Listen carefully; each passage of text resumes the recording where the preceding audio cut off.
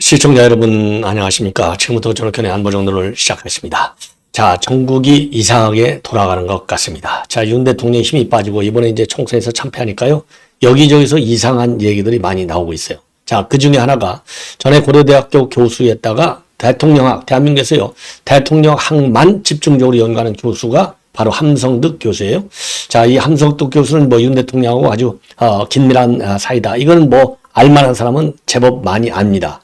같은 아파트에 살았다는 거 아니겠어요? 자, 그런데 이 함성득이가 폭로를 하고 나왔습니다.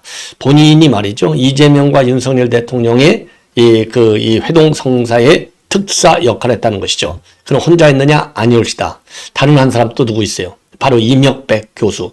이명백은 누구냐? 이재명의 신복 중에 하나죠. 이번에 공관위원장 맡겨갖고 철저하게 허수아비 역할을 확실하게 해나갔고 아주 X 망신을 당한 사람이 이명백 아니겠습니까? 둘 다 고대라고 하는 공통점을 가지고 있어요. 그러니까 둘이서 얼마든지 긴밀한 얘기를 할 수 있는 사이가 분명히 있습니다. 자, 그래서 이 사람들이 말이죠. 한국일보에 말하자면 제보를 한 거나 마찬가지죠. 한국일보에서 단독으로 보도하고 있는데 이와 관련해서 대통령실이 난리가 났을 것 같아요. 바로 즉각적으로 부인하는 입장문을 내놨습니다. 자, 과연 누가 거짓말을 할까요? 한번 여러분께서 생각해 보시고, 그리고 이제 변호사 단체, 우리 우파 변호사 단체의 대표적인 역할을 하고 있는 이 한반도 인권과 통일을 위한 변호사 모임. 여기에서 이재명이요, 공직선거법 위반 혐의로 고발했어요. 쉽게 얘기하면요, 25만 원씩 푸는 거, 이거 매수다. 이 13조 가지고 이제 국민을 매수하려 했다 이거죠. 그래서 이거를 고발 조치했는데, 야, 이거 검찰이 수사할지, 지금 이원석 스타일을 보면 수사를 안 할 것 같아요. 제대로. 자, 그러다 보니까 지금 이제 이원석 검찰총장이 말이죠. 김건희 수사에 대해서는, 김건희 여사 수사에 대해서는 신속 철저 전담팀. 요렇게 아주 구체적으로 딱 지시를 했어요. 자, 그런데 나머지 사건들, 저도 이제 가끔 한 번씩 여러분께 지적하는데, 그동안의 중요한 정치적인 이 사건들이 어마어마하게 쌓여 있어요. 이재명과 조국과 문재인과 관련된 것들이 대부분이겠죠. 요거 왜 수사 안 하느냐? 이런 분노들이 지금 여기저기서 튀쳐나오고 있습니다. 아니, 김건희 여사, 지금 이 사건보다도 훨씬 더 오래 전에, 그러니까 대선 때부터 나와 있던 사건들이 왜 수사 최종적으로 결론이 안 내느냐. 예를 들어서 이준석 성상납과 관련된 이 무고 사건, 그 다음에 또 추미애 아들 사건, 뭐 등등 어마어마하게 많죠. 자, 그래서 요 내용도 여러분들께 이제 한번 자세하게 말씀을 드리도록 하겠습니다. 자, 그래서 이제 이 조국이 정경심 수사 기록도 게시한 거, 그 다음에 이재명이 아들 도박 사건, 뭐 등등 어마어마하게 많은데 요 사건은 가만히 놔두고 있다가 지금 갑자기 김건희 여사 수사만 이렇게 철저하게 하는 이유가 뭐냐? 지금 완전히 열불이 나 있어요. 자, 그러다 보니까요, 이 펜앤마이크에서 쓴 이 칼럼이 굉장히 의미가 있는 칼럼이 되겠는데, 요 칼럼은 말이죠, 지금 이제 이 이상호 기자가 쓰고 있어요. 자, 윤석열 대통령이 누구냐? 그야말로 검찰총장 출신이잖아요. 그런데 지금 윤석열 정부의 가장 큰 아이디어가 뭐예요? 윤 대통령 특수동으로 최고의 이제 이 검사로 알려져 있는데, 가장 무능한 검찰을 왜 놔두고 있냐 이겁니다. 이게 얼마나 아이러니냐. 그래서 이 펜앤마이크에서도요, 이 김건희 여사에 대해서는 신속한 수사를 촉구하면서 문재인과 사위, 그리고 김정숙 그 전용기 관광 수사, 요거는 세월이다 이겁니다. 예, 요게 도대체 말이나 되느냐, 이런 비판의 목소리가 강하게 튀어나오고 있는 상황이다. 자, 그 다음에요. 예, 그 다음에는요, 지금 이제 이 주중대사, 뭐 여러분들 잘 아시다시피 충암고등학교 윤 대통령하고 동기 동창, 그리고 이제 누가 보더라도 자타가 공인하는 중국 전문가예요. 그래서 서울대 정치외교학과 교수를 지내다가 주중대사로 발탁돼서 나갔는데, 최근에 말이죠, 이 갑질을 했다 직원한테. 그래서 이게 대대적으로 언론에 보도된 바 있어요. 3월 초가 되겠습니다. 한 두어 달 전인데, 그래서 지금 이제 외교부 본부에서 말이죠, 무려 뭐 한 10일 정도를 현지에 감사팀을 보내갖고 탈탈 털었다고 합니다. 예, 10일 정도를 지난달 15일부터. 자, 그랬더니 이게 징계감까지는 아니다. 이렇게 결론을 냈다고 그래요. 이 특검 좋아하는 민주당이 이것도 특검을 하고 나설지 참 걱정이 됩니다. 자, 그래서 이러한 내용을 가지고 여러분들께 하나씩 이제 풀어드리도록 하겠는데요. 자, 우선요, 윤석열 대통령과 이재명의 이 회동과 관련해서 내가 그 중재했다. 이런 사람이 이미 일찍이 여러분께 말씀을 드렸지만은 신평 변호사가 맨 먼저 치고 나왔어요. 그거 내가 얘기했다. 예. 자, 그런데 그 신평 변호사, 그리고 나서 지금 누가 지금 주장하고 있느냐? 바로 한국일보 보도에 의하면요, 함성득 교수, 지금은 이제 함성득 교수는요, 경기대 정치전문대학 원장으로 있습니다. 그리고 이명백 교수는 이제 워낙 원리 교수니까 고려대학에 이제 그 명예 교수로 되어 있어요. 자, 그래서 여러분들 뭐 그래도 사진을 일단 한번 보시죠.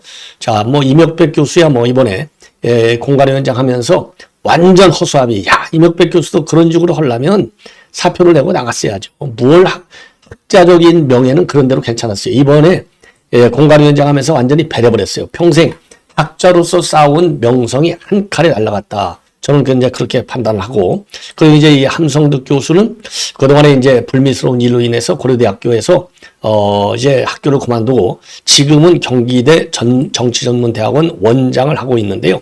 지난 5월 2일 날 한국일보 사옥에서 지금 여야 영수회담과 과정에서 이 마쿠 이 사정을 얘기를 했다고 합니다. 자, 그래서 요 두 사람이요, 각각, 그러니까 윤 대통령의 대리인은 함성득, 그 다음에 이 이재명의 대리인은 이명백. 그래서 영수회담 조율을 위한 비공식 특사 역할을 했다.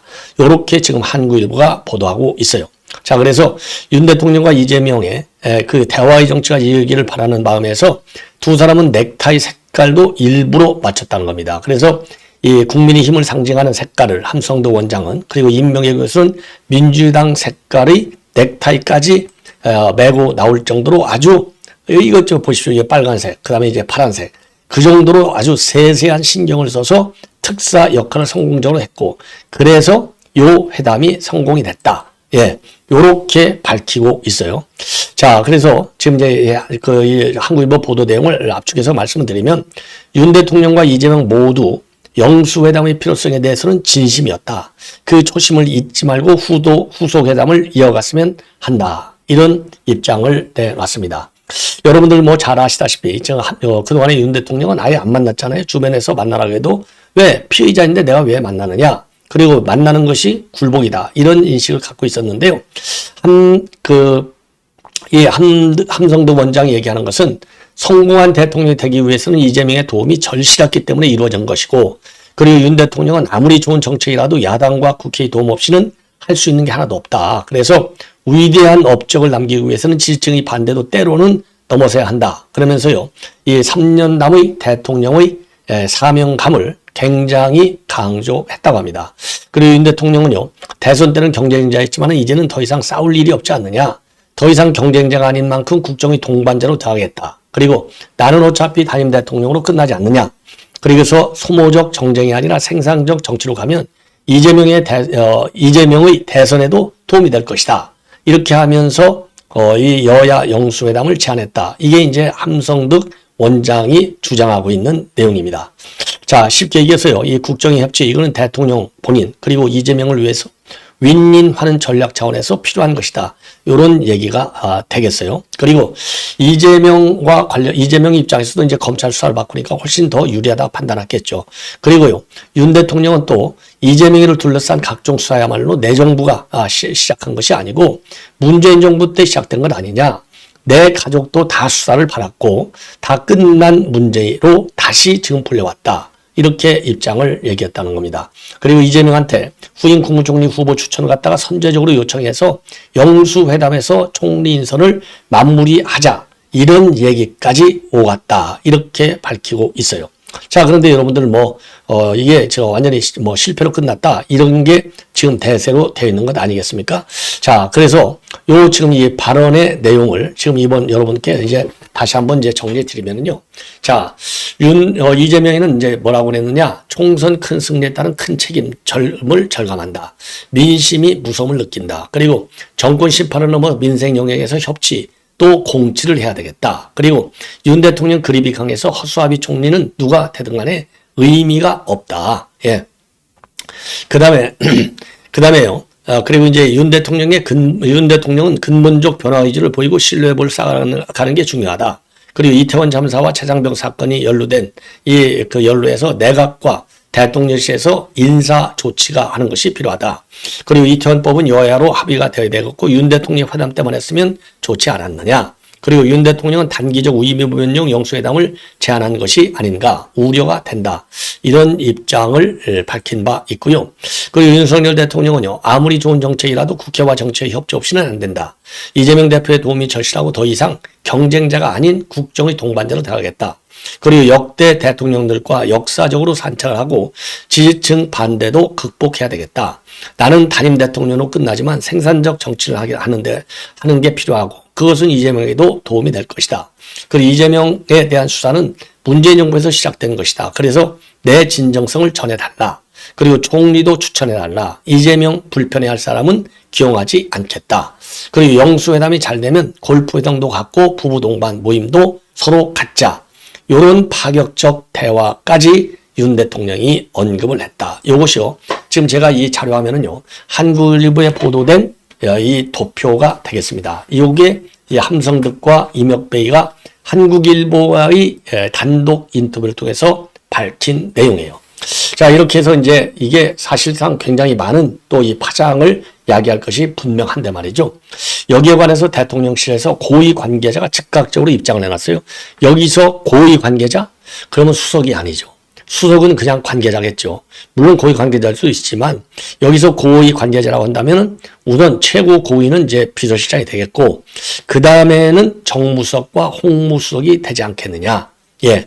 근데 제가 보기에 이게 한국일보잖아요. 그러면 대통령실에서 우연히도 말이죠. 정진석 비서실장이 한국일보 기자 출신이에요. 자, 그래서 이 세 명 고위 관계자라고 하면 최소한도 수석 이상을 고위 관계자라고 볼 수 있는데 고위 관계자 또는 핵심 관계자가 되겠죠. 요 세 명 중에 한 명이 얘기를 한 것 같아요. 그래서 특사라든지 물밑 라인 그런 것은 없었다. 이렇게 딱 잘라서 부인을 하고 있어요. 예. 부인을 하고 있습니다.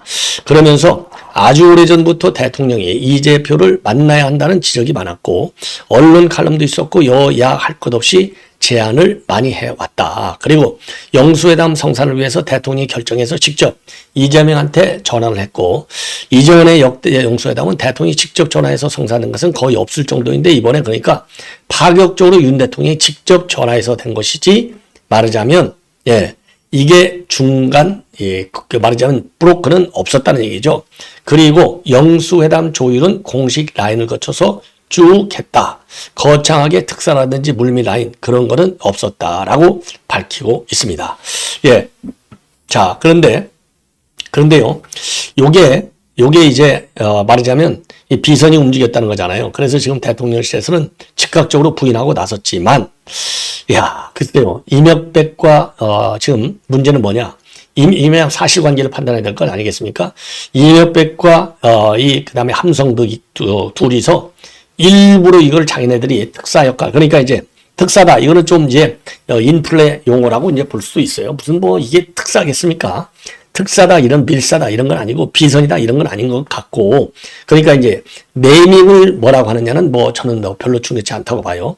함성득 교수나 아니면은 이 이명백 교수 입장에서는 자기네가 뭔가 거창한 일을 했다 역사적인 일을 했다 요거를 부각시키기 위해서 특사라는 말을 그냥 구어적으로 그냥 말 표현으로는 붙일 수가 있겠지만은 실질적으로 영수회담을 하는 그런 절차적인 과정에서 특사라고 할 정도의 이 미션 부여가 있을 정도로 공식적인 인물이었겠느냐? 저는 전혀 그렇지 않다. 그래서 이름은 별로 중요치 않다. 그래서 실제적으로 그러니까 이 여야 영수회담이 좀 잘 성공적으로 이루어지는데 일종의 이제 중간 거간, 바게인을 하는데 중간에 이제 말은 그러잖아요. 흥정은 붙이고 싸움은 말리라고 하잖아요. 그런 것처럼 이 흥정이 잘 성사가 되게 옆에서 이제 이런 걸 뭐라고 하냐면 그 촉진자라고 얘기도 하죠. 촉진자. 이 프로모트하는 역할을 했을 수는 있다. 그러나 특사까지는 아니다. 그리고 이 두 사람이 일부러 입을 맞춰가지고 한국일보의 지금 취재에 응할 정도로 할 필요성이 있겠느냐. 정치적으로 말이죠. 또 아니면은 뭐 요즘 흔히 이제 사법 리스크가 많으니까 사법적으로 둘 다 사법적 리스크 전혀 없잖아요. 그리고 정치적 리스크도 정치적 리스크가 아니라 정치적인 베네핏. 그 뭐 이명박 같은 경우는 얼마든지 이재명이 한 자리 주려면 줄 수 있죠. 왜? 지금 뭐 이재명이 일당 독재 완전히 하고 있잖아요. 마음대로. 그리고 어쨌든 간에 이명박이가 공천한 대로 해서 지금 완전히 대거 압승을 했잖아요. 그러니까 이 이명박이는요, 이번 그 역할과 관계없이 얼마든지 최고의 선물을 줄 수 있어요. 자, 그러면 이제 이 함성득 교수가 그러면 정치적으로 뭔가 대가를 바랬다? 만약에 실질적으로 대가를 바랬다? 그러면 얘기를 안 해야죠. 그렇다고 본다면 함성득 교수도 정치적으로 무슨 뭐 큰 자리 하나 좀 노리고 이런 걸 했다? 그러니까 그런 이 촉진자 역할을 했다고 친다면 이렇게 발언을 안 했어야죠. 그렇다고 본다면 요렇게까지 얘기했다? 그러면은요, 설령 정치적인 무슨 큰 자리, 뭐 교수들, 이 프로페서들이 다 정부 자리 한 자씩 큰 거 하나씩 먹으려고 생각하는 건 뭐 다 알잖아요. 더군다나 함성득 교수 대통령 학을란, 그러니까 권력의 맛을 누구보다도 잘 아는 학자라 이 말이에요.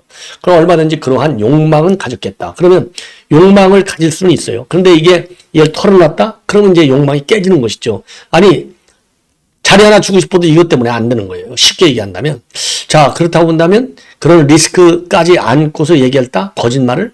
그러면 거짓말할 가능성이 없다고 봐야죠. 그래서 함성득 교수나 이명박 교수는 거짓말함으로써 들어올 기대할 이게 하나도 없는 거예요. 예. 그러기 때문에 요 말은요. 그리고 뭐 저도 조금은 좀 아는데 이 함 교수를 거짓말할 사람까지는 저는 아니라고 봅니다. 자, 그래서 일단은요. 저는 뭐 최소한도 50일 때 좀 말이 더 덧붙여지고 좀 빼질 수는 있을지언정 요게 전혀 사실 지금 대통령실에서 발표한 대로 전혀 사실이 아닐 가능성 요거는 별로 없다고 봅니다. 그러면 대통령실은 그러면 거짓말할 수 있겠나? 이건 대통령실이 거짓말 해서는 안 되겠죠. 그러나 지금 이거는 그러니까 대통령실에서 공식적으로 밝힌 바가 아니고 비공식적으로 고위 관계자가 밝혔다는 거 아니겠어요? 그러니까 무슨 뭐 정치적인 법률적 책임은 없다고 봐야 돼요. 뭐 익명으로 얘기했으니까 공식적으로 했으면 얼마든지 책임 주기 가능하겠지만 자, 그래서 대통령실에서 고위 관계자가 이걸 부인했다? 당연히 부인해야죠. 이걸 부인하지 않아서야 되겠습니까? 자, 그래서 지금까지 알려진 바로는 그 당시 비서실장이 정무수석 요런 선에서 움직여갖고 그러니까 이제 정무수석하고 실질적으로 카운터파트는 정무수석하고 천준호 비서실장이 움직였다는 거 아니겠어요? 자, 그래서 이게 이제 가동이 되기 시작했다고 하는데 실질적으로 가동의 중추 역할은 공식 라인이 했겠죠. 그러나 이 공식 라인이 움직이기 이전에 공식 라인에서 대화가 잘 되도록까지 만드는 그러니까 1단계와 2단계가 있다고 친다면 2단계가 공식 라인이 움직였다고 친다면 1단계 비공식 라인에서는 이 공식 라인이 움직일 수 있게끔 분위기를 만드는 거. 요거는 함성득과 이명박이가 역할을 했을 가능성이 있다. 그리고요, 제가 보기에 설령 역할을 했다 하더라도 이 사람들이 무슨 뭐 정치적인 어떤 이익관계라든가 이런 게 아니고 그야말로 이제 강대강으로 부딪히는 정국을 푸는데 나름대로의 노하우와 그 다음에 인적 네트워크를 가동해서 기여하겠다. 이런 순수한 마음에서 했다면 요거를 굳이 부의까지 할 필요가 있겠느냐. 저는 그런 생각이 들어요. 일정 부분은 이거 어차피요. 윤석열 정부 어느 정부든 지금 현 헌법에서는 5년이면 끝나잖아요. 그러면 지금 문제는 뭐냐. 이게 너무나 빨리 더군다나 지금 여야 간에 아주 첨예하게 대립되고 있고 윤석열 대통령이 소통을 강화해야 된다. 그래서 윤 대통령의 소통하려고 하는 의지와 능력, 그러니까 달라진 윤 대통령의 모습을 국민들에게 많이 보여야 되는데, 느닷없이 함성득하고 이명박이 치고 나서, 그거 내가 한 거야. 해버리니까, 윤석열 대통령의 진정성, 이게 굉장히 훼손되는 거죠. 최고 통치자로서의 리더십에, 그리고 이미지에 큰 상처를 주는 것이다. 라는 점에서 저는 함성득 이런 사람들 그러니까 믿으면 안 돼요. 이런 사람들을 믿으면 절대 안 된다. 그런 측면에서 윤석열 대통령도 주변 관리를 좀 더 과거보다도 훨씬 더 신중하게 해야 될 것이 아닌가. 그리고요, 지금 이제 이 함성득과 이명박이가 이렇게 동원하는데 누군가 대통령실에서 개입됐을 거 아니에요. 이 사람들도 대통령실에서 논의가 됐을 거 아닙니까? 저희 경험을 본다면 통상적으로 보면 이제 위에서 그 함성들이 내가 잘하는데 이재명이 누가 제일 잘하나? 이명박이가 그중에 한 명입니다. 그래? 둘이서 고대 교수도 같이 했고 친하겠네? 알고 보니까 굉장히 친하답니다. 그럼 한번 해보지. 요런 이제 절차를 거쳤을 가능성이 많아요. 그럴 때 첫째가 보안 장치를 철저히 해야 된다. 보안.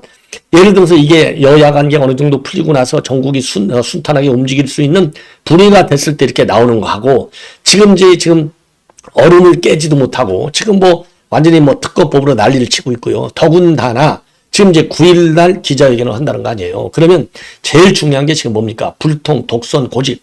이런 거를 지금 제거시켜야 되잖아요. 그런 이미지 불식, 이미지 치료. 이게 제일 중요한 건데 그 함성들이 내가 했어. 전에는 또 신평 내가 했어. 이러니까 김이 팍팍 새버리는 거죠. 그래서 윤 대통령이 진짜로 하려는 의지가 강했고 뭔가 달라지는 모습 그렇잖아요.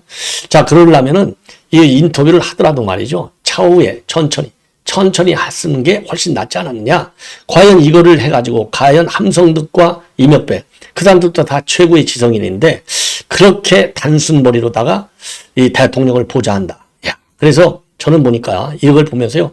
이걸 한마디로 얘기해서 참 우리 윤석열 대통령이 참 운빨이 좀 없는 건 아닌가. 대통령을 도왔던 사람들이 시종일관 같은 입장으로 가야죠. 그래서 자기네가 공을 세운 게 있다. 그러면은 오전 정부 끝난 다음에 그냥 미담으로 언제든지 어느 나라든지 야사가 반드시 있잖아요. 그런 측면에서 얘기한다는 건 모르는데 지금 그러지 않아도 말이죠. 김건희 여사 이 검찰에서 수사하는 것 갖고도 지금 난리가 나고 그랬는데 이거는 굉장히 함성득 아주 이명박 교수 참 한마디로 자질의 문제가 있는 거 아닌가. 저는 그 사람들을 욕하고 싶습니다. 솔직히 얘기해서.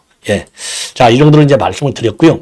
그 다음에 이제는 13조짜리 죄를 저질렀어요. 이재명이가. 이거 뭐냐? 한변에서 말이죠. 25만 원씩 1인당 주자는 거. 그러니까 이재용 삼성 회장한테도 20만 원, 전옥현한테도 25만 원. 지금 이제 이 길거리에서 동냥하는 이 사람들한테도 25만 원 주자 이겁니다. 이게 말이 되겠습니까? 한마디로 얘기해서 이건 포퓰리즘이라고 하지만 포퓰리즘이 아니라 이거 나라 팔아먹자는 얘기나 똑같아요. 그러다 보니까 한변에서 요거야말로 매수하려는 것이다. 그래서 검찰에 고발 조치를 했습니다. 자, 그래서 요 내용을 여러분께 말씀을 드리면은요. 아주 고발 잘한 것 같아요. 근데 이제 문제는 뭐냐? 요런 건 이제 검찰이 이게 수사를 해야 할 말이죠. 자, 그래서 한변이 오늘 검찰의 입장문을 보면은요. 공직선거법 제230조 매수 및 이해 유독죄 위반 혐의가 된다는 거죠. 그래서 대검에 고발 조치했어요. 그러면 공직선거법상 제230조 1항 1호에 따르면은 투표를 하게 하거나 하지 아니하게 하거나 당선되거나 되게 하거나 되지 못하게 할 목적으로 선거인에게 금전된 재산상의 이익을 주는 행위를 금지하고 있습니다. 그런데 이재명이가 4월 10일 총선을 보름 앞둔 지난 3월 24일 날 긴급 회견을 통해서 1인당 25만 원의 민생지원금을 지급해야 한다라는 발언을 했고 민주당은 당대표의 이러한 발언을 공식화하면서 유권자들로 하여금 주요 공약으로 인식하게 했다. 이런 유권자들로서는 정부 정책의 매개나 별도의 수용 요건 없이 직접 금품을 받는 것과 다름없으므로 투표 유인적 측면에서 일반 공약과 그 차원이 다르다. 그렇죠? 왜냐하면 다른 정책의 어떤 그 효과로 인해서 이익을 보는 게 아니라 아예 돈 이슈와는 직접 직거래하는 거잖아요. 그러니까 일반 이 공약하고는 투표 유인적 측면에서 확 차이가 나는 것이죠. 자, 그래서 이번 총선에서 해당 공약을 내세운 민주당이 대승했고 이를 반대한 여당은 대패했는데 앞으로 집권을 노리는 정당들은 그 학습 효과로 유권자가 체감할 수 있는 매표 행위들을 더 효과적으로 성립할 것이고 선거 때마다 표를 얻기 위해 누가 더 많이 자주 퍼주냐의 경쟁을 할 것이다. 1인당 25만 원을 모든 국민에게 지급하면 그 이행을 위해서 13조 원이라는 막대한 국가재정이 소모되게 되는데 이러한 부담은 고스란히 미래 세대의 세금과 희생으로 전가될 수밖에 없다. 민생지원금 공약은 미래 세대의 희생을 전제한 전형적인 포퓰리즘 공약을 넘어서 헌법상 공정한 선거보장 원칙을 훼손하고 공직선거법이 정면으로 금지하고 있는 매수의 표상을 가지고 있다. 따라서 변호사 단체로서 이를 저지하기 위한 법적 고발에 나설 수밖에 없다. 그럼에도 이러한 행태가 끝내 시정되지 않는다면 이번 고발뿐 아니라 지속적인 국민운동에 나설 수밖에 없다는 점을 분명히 밝힌다. 이렇게 강조하고 나섰습니다. 자, 그러다 보니까 말이죠. 자, 지금 이제 이 법조계에서 지금 난리가 났어요. 그러면 정경심 수사기로 갖다가 이 조국이가 자기의 SNS를 통해서 게시한 거. 이거야말로 이것도 이 개인정보법 위반이 될 수 있겠죠. 현근택이가 이화영 재판 기록을 이재명한테 빼돌려갖고 이재명이가 SNS에 글을 올리고 민주당 홈페이지에 글을 올린 거. 이거 지금 현근택 재판에 넘어갔잖아요. 그러면 조국도 재판에 넘어가야 되는 거죠. 그리고 이준석의 성상납 여부와 관련해서 그 당시 말이요. 가로세로 연건 박 변호사가 말이죠. 예. 이준석을 무고 혐의로 고발했잖아요. 이거 도대체 어떻게 됐는지 여러분들 전혀 모르는 거 아니에요? 이준석이가 그 사이에 배지를 이제 달게 되는 겁니다. 이게 얼마나 기가 막히냐. 추미애 아들 사건 이미 서울고검에서 재기수사를 해가지고 중앙지검에서 재수사를 지금 진행 중에 있는데 도대체 이게 어느 쪽 얘기냐 이거예요. 예. 그 다음에 이재명 아들 도박, 이거는 대선 때 나왔던 얘기 아니에요? 이재명 아들이 성매매했다. 그 다음에 도박을 했다. 근데 성매매는 뭐 혐의가 입증이 부족하다. 그래서 이거를 불기소 처분했잖아요. 그러면 아들 도박은 경찰에서 철저하게 수사해갖고 요건 사실이다. 기소해야 된다라고 검찰에 올렸는데 단 한마디 말이 없어요. 요런 이 정치적 사건들 왜 장기 미제 사건으로 놔두면서 해필이면 김건희 여사 수사만 신속하고 빠르게 결론을 내라. 더군다나 수사팀까지 보강해라. 이런 지시를 한 이원석의 속마음은 도대체 어디에 있느냐. 이런 문제 제기가 있고요. 우리 국민들이 지금 분노하고 있어요. 그래서 이원석에 대해서는 분노하고 있다. 요 점을 알아야 되겠고, 그리고요 지금 펜앤마이크에서도요 아주 이상호 기자가 쓴 이 칼럼이 되겠는데요. 이 기사 분석 기사인데 이상호 기사의 기사를 보면은 아니 대통령은 그 유능한 검찰총장인데 유능한 검찰총장이 이끄는 정부의 이 검찰 왜 이렇게 가장 무능한 이 윤석열 정부의 검찰이 됐느냐. 예, 이거야말로 윤석열 정부의 아이러니가 아니냐. 그래서 이 똑같은 주제입니다. 결국은 방향. 문재인 사위, 김정숙 대통령 전용기 관광수사. 요거는 도대체 이거 하세월이냐? 이거 언제까지 이렇게 될 것이냐? 예, 그래서 지금 이화영 사건도 마찬가지. 예, 이화영 사건. 그 다음에 전주지검에서 얘기하고 있는 그 문재인의 사위, 특채 문제도 하세월. 더군다나 그 사이에 전주지검장이 4번씩이나 지금 바뀌었다는 겁니다. 그런데 지금 느닷없이 지금 현 지검장도 말이죠. 계속해서 소환조사를 쭉 하다가 지금 이제 지난 2월 달에 주영훈 경호처장 조사 이후 석 달 가까이 수사가 중단된 사건. 도대체 뭐 때문에 이렇게 중단이 오래되고 있느냐는 겁니다. 그러니까 이 문재인이가 지금 기고만장해갖고 오히려 지원 유세하러 다닌 것이 아닌가. 예, 이런 얘기. 그 다음에 김정숙과 관련해서는요. 이 김정숙과 관련해서는 지금 이제 이 사위 특혜 처형 문제 때문에 김정숙하고 문다혜 요의 검찰이 소환 조사를 받을 성이 굉장히 높은데 이번 총선 결과가 이 사건 수사에도 지금 상당한 영향을 미칠 것이다. 자, 그래서 지금 야권 관련 수사는 손을 놓고 있고 해필이면 여권 관련 수사만 특히 김 여사 수사에 대해서만 이 칼을 대는 이유가 도대체 뭐냐. 더군다나 이제 야권 관련해서는 김정숙이가 2018년도 11월 달에 대통령 전용기를 타고 인도를 방문해서 타지마를 관광을 했는데 그 당시 타지마을 관광 국민에서도 혈세 관계라고 하지 않았느냐. 이거 뭐 하고 있느냐는 겁니다. 예. 자, 그래서 김건희 여사의 이 파우치 문제라고 하는 것은 결국 김정숙의 인도 방문 것보다도 훨씬 덜 심각한 사안 아니냐. 그런데 이게 도대체 이게 어떻게 됐느냐 이거죠. 자, 그래서 지금 이 법조계 그리고 우리 국민들도 이원석 체제에 대한 이 불만이 폭발하고 있다. 예, 이런 말씀을 드리지 않을 수 없습니다.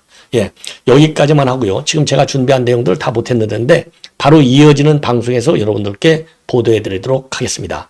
자, 이원석 검찰총장에 대한 우리 시민사회의 압박을 좀 더 높여야 될 것이 아닌가 하는 생각이고요. 국민의힘에서도 더욱더 적극적으로 이 검찰을 제대로 좀 이 비판을 하라 이런 생각이 듭니다. 시청자 여러분 이것으로 본 방송을 마치겠습니다. 대단히 고맙습니다.